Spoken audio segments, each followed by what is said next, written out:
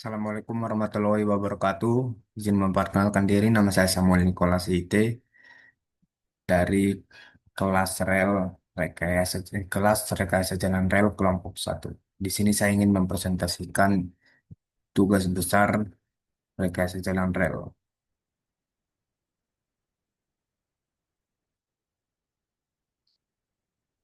Tugas besar rekayasa jalan rel terdapat daftar isi yaitu bab satu yaitu pendahuluan, bab 2 tinjauan pustaka, bab 3 perancangan sarana perkeretaapian, bab 4 perancangan geometri jalan rel, bab 5 perancangan komponen struktural jalan rel, bab 6 perancangan plasma jalan rel, dan terakhir itu kesimpulan. Pendahuluan yaitu transportasi merupakan pemindahan barang atau manusia secara fisik dalam waktu tertentu dengan bantuan manusia, hewan, atau mesin. Secara umum, transportasi dibagi menjadi tiga jenis: darat, laut, dan udara. Transportasi memegang peranan penting dalam berbagai aspek kehidupan, seperti sosial, ekonomi, dan lingkungan. Salah satu metode transportasi darat yang efisien adalah kereta api, yaitu yang mampu mengangkut manusia dan barang dalam jumlah besar dibandingkan mode darat lainnya. Infrastruktur rel kereta api di Indonesia, khususnya di Bengkulu, tempat saya untuk melakukan proyek tugas besar, masih belum optimal karena jalur rel belum menghubungkan wilayah-wilayah penting, sehingga mobilisasi terganggu dan membuat pembangunan rel kereta api dapat meningkatkan aspek ekonomi, membuka lapangan kerja. Rumusan masalah yang pertama itu bagaimana cara merancang sarana perkeretaapian sesuai aturan yang berlaku. Kedua, bagaimana cara merancang geometri jalan rel. Ketiga, bagaimana cara merancang komponen struktural jalan rel. Dan keempat, bagaimana cara merancang plasma jalan rel. Tujuannya yaitu mampu merancang sarana perkeretaapian sesuai dengan aturan berlaku, mampu merancang geometri jalan rel, mampu merancang komponen struktural jalan rel, dan mampu merancang plasma jalan rel. Bab kedua itu tinjauan pustaka, yaitu sarana perkeretaapian. Kereta api adalah sarana transportasi massal berbasis rel yang terdiri dari lokomotif dan rangkaian gerbong untuk mengangkut penumpang atau barang dalam jumlah besar. Lokomotif adalah alat transportasi perkeretaapian yang memiliki mesin penggerak sendiri untuk menarik atau mendorong rangkaian kereta, gerbong, atau peralatan khusus sebagaimana diatur dalam berbagai regulasi. Gerbong jalan rel terdapat empat jenis yaitu gerbong datar, gerbong penutup, gerbong tertutup, gerbong tangki, dan gerbong hopper. Dan penomoran kereta api itu sistemnya diatur dalam Peraturan Menteri Perhubungan Nomor PM 47 Tahun 2014 dan PM 54 Tahun 2016. Digunakan untuk mengidentifikasi jenis layanan kelas dan sarana kereta. Nomor kereta biasanya terdiri dari tiga hingga 4 digit. Digit pertama menunjukkan kelas, misalnya satu, 2, 3, gitu. Dan sistem ini mencakup penomoran lokomotif kereta, penumpang, gerbong barang, dan peralatan khusus. Selanjutnya itu ada tonasi kereta yang merupakan kapasitas ruang muat dalam kereta. Rumus yang digunakan yaitu TP sama dengan TP tonasi jumlah gerbong kali berat gerbong.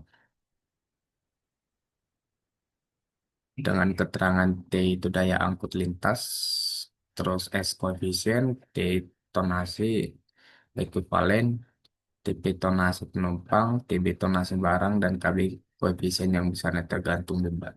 Dan K1 koefisien yang besarnya 1,4. Dan selanjutnya itu daya angkut lintas rel yang merupakan jumlah angkutan yang melewati suatu lintas dalam jangka waktu 1 tahun. Daya angkut dilambangkan dengan T yang memiliki rumus 360 kali S kali T.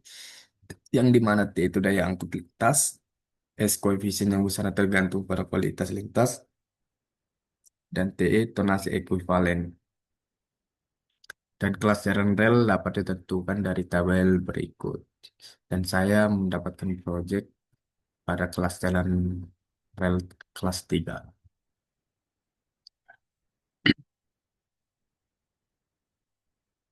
Terus selanjutnya itu geometrik jalan rel, yang merupakan perancangan ruas jalan yang meliputi alignment horizontal dan vertikal di mana terdapat perancangan tikungan, kelandaian, lebar sayur, lebaran jalan rel, dan ketinggian rel. Yang terdapat trase dan klase kelandaian, azimut, dan radius lengkung. Yang di mana mencari azimut dapat dilihat dari rumus berikut. Dan selanjutnya itu perancangan sarana perkereta api. Untuk menghitung beban tonase kereta api digunakan persamaan berikut, yaitu TP sama dengan jumlah gerbong per berat gerbong. Terus perhitungan beban tonase kereta, TB jumlah gerbong kali berat gerbong kali KB. Dan perhitungan beban tonase lokomotif, yaitu T1 sama dengan jumlah lokomotif kali beban lokomotif kali 1,4. Perhitungan beban tonase kereta api total jadinya TE sama dengan TP tambah KB kali TB tambah KI kali TI.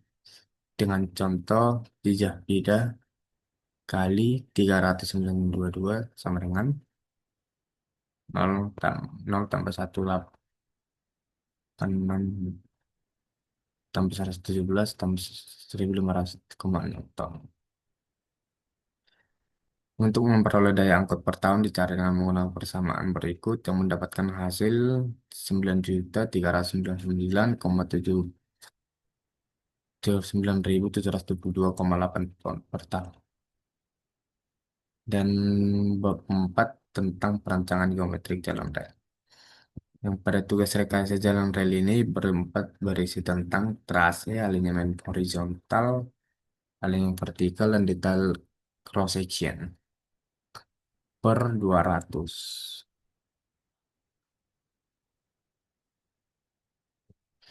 Pada tugas besar ini mengatakan trase kendali selalu berdasarkan panjang jalan, jumlah tikungan, perpotongan jalan raya, sudut tikungan, jembatan, terowongan, pengelompokan lintas. Dan perancangan trase yang saya dapat itu ya itu di sini titik pertama dan titik kedua di sini. Dan untuk trase pilihan saya ada di sini, dan saya pilihnya ada di yang paling bawah. Dengan alignment horizontalnya, yaitu detail tikungan ditentukan dengan bentuk tikungan seperti tikungan spiral, tikungan lingkaran, atau kombinasi spiral, lingkaran, spiral. Radius tikungan harus mencakup besar untuk memungkinkan kendaraan berbelok dengan aman tanpa kehilangan kendali. Dan diagram superelevasi seperti di gambar ini yaitu referensi grafis yang menunjukkan perubahan kemiringan melintas jalan pada tikungan. Superelevasi digunakan untuk mengimbangi gaya sentrifugal yang dialami kendaraan saat berbelok. Dan berikutnya itu ada azimut trase, yang dimana setelah menentukan trase, kita harus menentukan azimutnya dengan menghitung berbagai rumus seperti Vmax-nya yaitu 100 karena kelas 3, dan dapat dilihat sendiri dengan V struktur yang 125, VR-nya 103, dan menghitung jarak didapatkan sebesar 3.358,38 meter. Dan menghitung azimutnya didapatkan azimut 123, yaitu 131, 142, dan 109 masing-masing derajat. Dan menghitung delta. Berdasarkan hasil perhitungan di atas, maka dapat perencanaan tikungan yaitu kelasnya kelas 3, Max-nya 100 km per jam, B operasinya 82,6 km per jam, FR struktur 125 km per jam, FR peninggian 103,25 km per jam. Perencanaan jari-jari tikungan, dua bagian saling panjang yang membentuk sudut harus dihubungkan dengan lengkung berbentuk lingkaran atau tanpa lengkung-lengkung peralihan. Dan mendapatkan perhitungan sebagai berikut untuk rekapitulasinya. Dan perancangan peninggian jalan rel didapatkan sebagai berikut hasilnya. Rancangan lengkung peralihan adalah lengkung jari-jari yang berubah peraturan. Perhitungan data perhitungannya berikut yaitu berdasarkan panjang lengkung peralihan minimum 83, berdasarkan waktu perjalanan 57,36, berdasarkan panjang lengkung peralihan 89, berdasarkan gaya sentrifugal 61,98 dan berdasarkan panjang kelandaian relatif 16,69. Dan perhitungan tikungannya didapatkan sebagai berikut untuk rekapitulasinya, yaitu didapatkan LC, LXC, K, YC, B, dan ET titik. Berikut adalah hasil totalnya dengan dicari dengan rumus sebagai berikut ini. Dan perhitungan tikungan 2 sama halnya kayak tikungan satu didapatkan hasil sekian. Untuk di tikungan pertama seperti ini dan tikungan kedua seperti ini. Diagram superelevasinya juga didapat seperti ini untuk yang pertama dan yang kedua seperti ini. Untuk alinyaman vertikalnya dicari dari elevasi tikung SDA di tikungannya. Untuk tikungan pertama berikut hasilnya dan tikungan kedua berikut hasilnya. Analisis galian timbunan.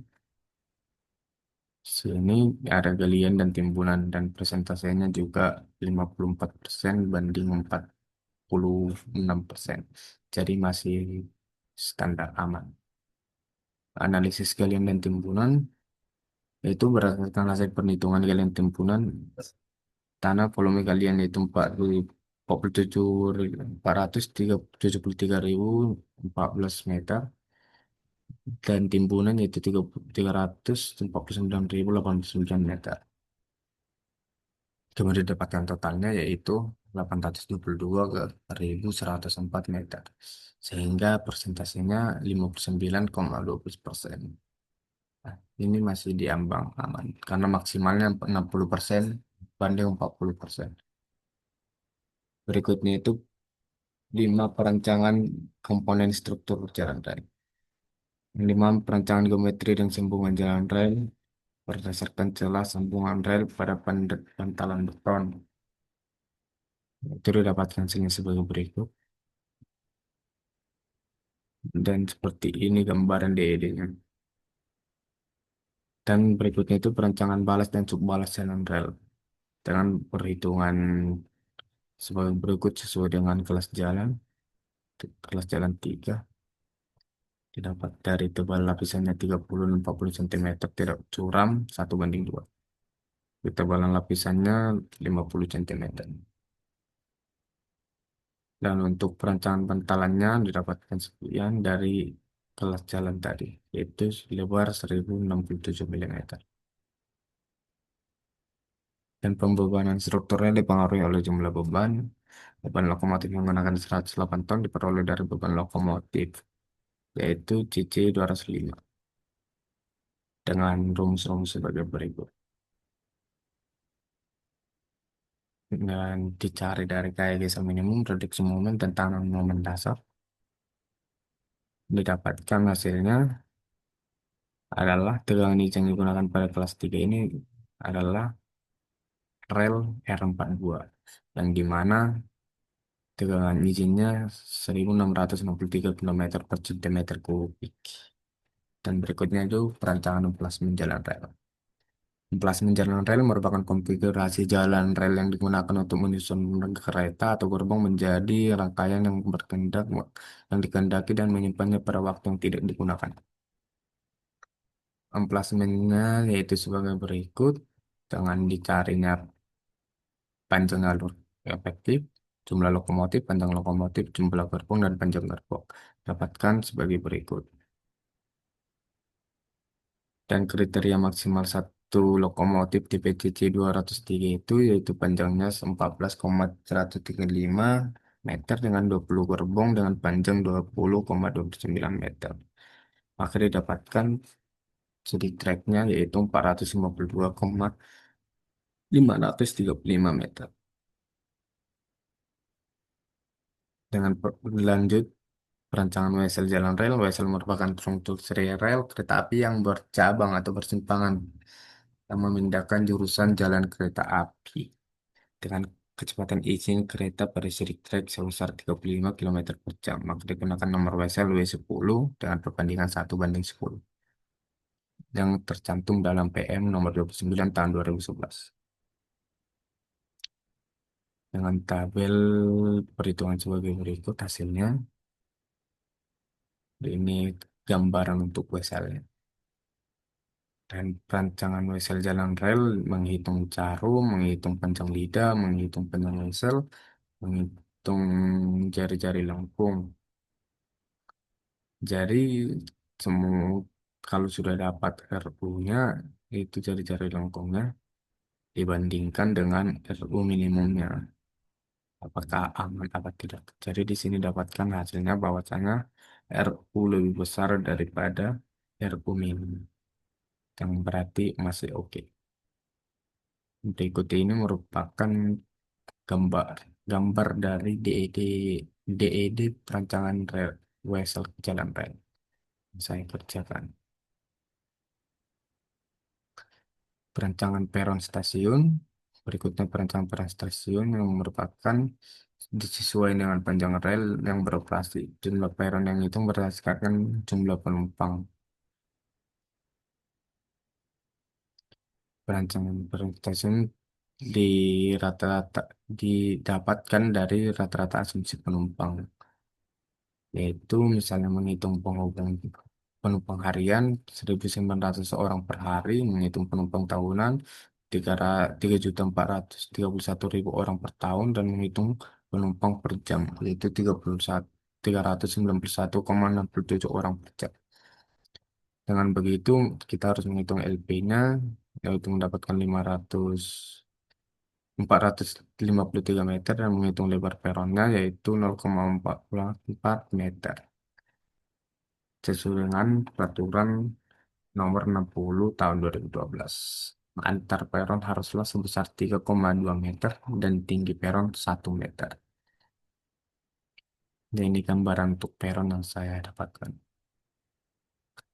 Dan yang terakhir adalah kesimpulan. Jadi kesimpulan yang saya dapat dari pengerjaan tugas besar itu yaitu dalam merancang perkeretaapian berdasarkan PM nomor 60 tahun 2012 diperoleh hasil perhitungan total tonase daya angkut lintas tahunan sebesar 9.399.772,8. Dari hasil total tonase per tahun tersebut berada di rentang 5 juta sampai 10 juta ton per tahun, sehingga tipe kelas rel yang digunakan adalah tipe 3 dengan kecepatan maksimum 100 km per jam dengan Pmax-nya 18 ton, tipe rel R42. Jenis bantalan beton yang digunakan dengan tebal balas dan atas sebesar 30 cm dan lebar bahu balas sebesar 40 cm. Untuk merancang geometri jalan rel, didapatkan dahulu perhitungan ju- menghasilkan dua tikungan dengan nilai sudut tikungan sebesar 10,778 derajat dan 32,39 derajat.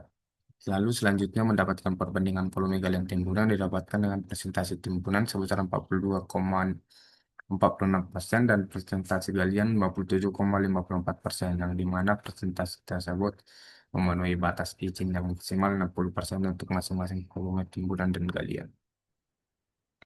Ketika itu pada komponen jalan rel terdapat balas dan subbalas, yang dimana standar yang kami gunakan adalah PM 60 tahun 2012, di mana tebal lapisan balas sebesar 30 cm, bahu balas sebesar 40 cm, dengan tebal lapisan subbalas sebesar 30 cm, serta jarak bantalan sebesar 60 cm. Jenis wesel yang digunakan adalah wesel tipe 1:10 dengan nomor wesel W10 dan kecepatan izin 35 km per jam. Dari perhitungan yang telah dilakukan, didapatkan panjang peron sebesar 453 meter, lebar peron sebesar 0,44 meter, sesuai dengan PM nomor 60 tahun 2012, jarak antar peron sebesar 3,2 meter, dan tinggi peron yaitu 1 meter. Dan untuk dan keempat itu untuk merancang jalan rel dibutuhkan emplasemen jalan rel.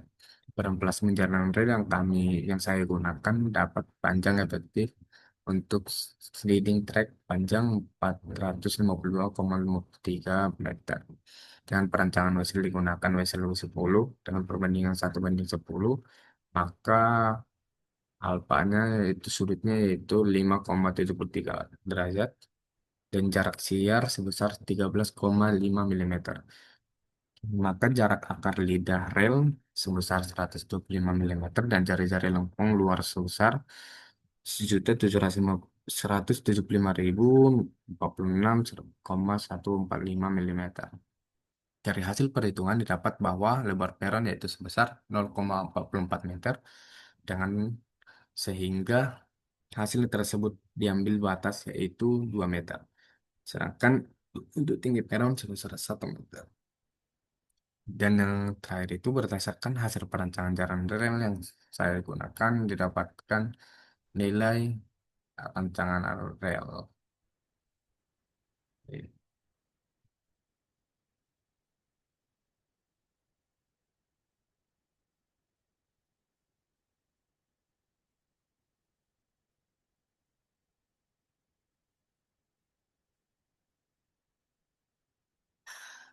Sekian video presentasi dari saya atas tugas besar yang saya kerjakan.